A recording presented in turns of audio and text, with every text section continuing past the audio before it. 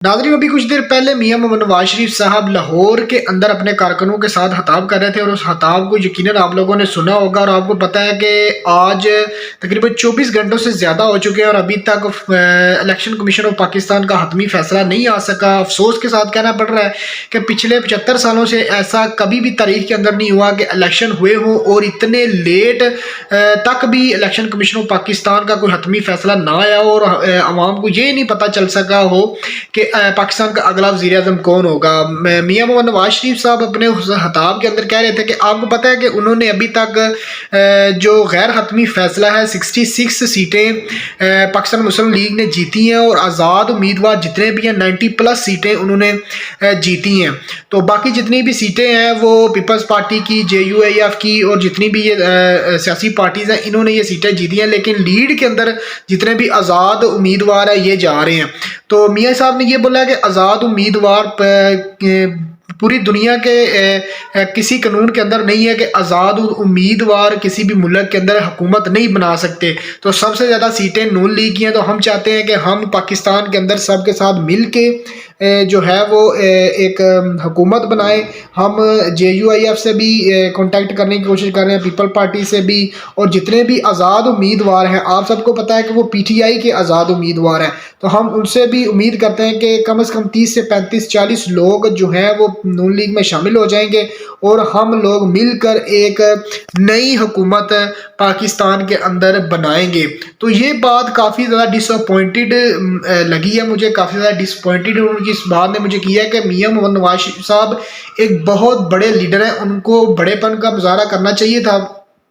उनको जो है वो जितने भी ये बड़ी लीड के साथ लोग आ गए हैं इनको मौका देना चाहिए था, इनकी बात करनी चाहिए थी कि ये लोग अवाम के चुनाव से आगे आए हैं, ये किसी हलाई महलूक ने इनको वोट नहीं दिए, अवाम ने इनको अवाम के चुनाव से, अवाम के वोट से ये लोग आगे आए हैं।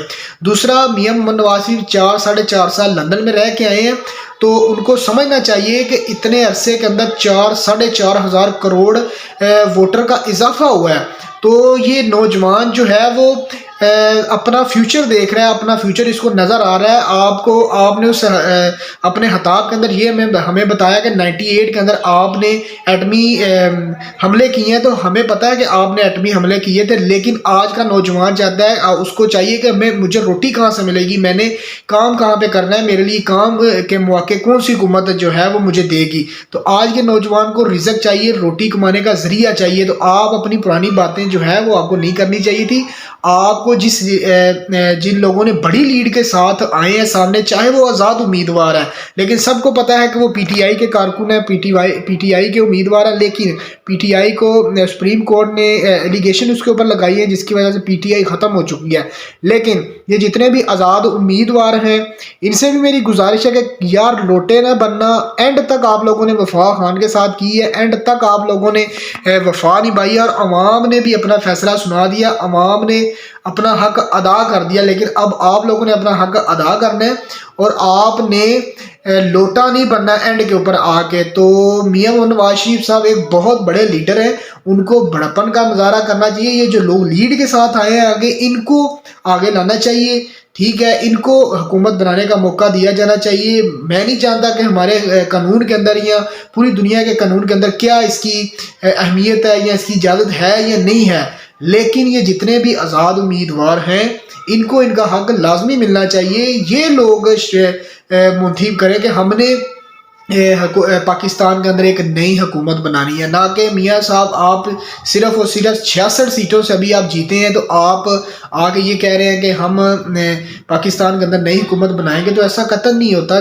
जिन लोगों को अवाम ने सिलेक्ट किया है उनको आगे आने दें। अगर आप 30 से 35 लोगों का अंदाज़ा रखते हैं कि हम आज़ाद उम्मीदवारों में से उनको अपनी पार्टी के अंदर शामिल कर लेंगे तो यकीनन फिर आपकी तो वो सीटें बढ़ जाएंगी ना। तो आपकी वो अपनी सीटें नहीं होंगी, वो आपने लोटे शामिल किए होंगे अपनी पार्टी के अंदर को, उनकी वो सीटें होंगी।